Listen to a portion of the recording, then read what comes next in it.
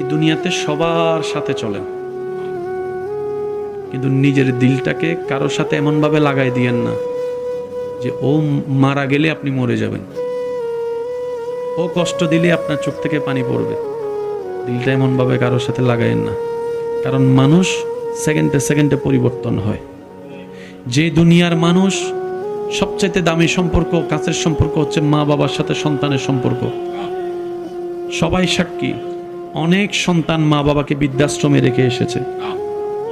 যেই পৃথিবীর এই দৃশ্য দেখা যায়, সন্তান মা বাবাকে দেখে না, সেখানে আর ভালোবাসার কোনো আশা করা যায়? আরেকটু আওয়াজ দিয়ে বলেন, ভালোবাসা আশা করা যায়? যেখানে সন্তানের কাছে মা বাবা ভালোবাসা পাচ্ছে না, একটু বোঝার চেষ্টা করবেন।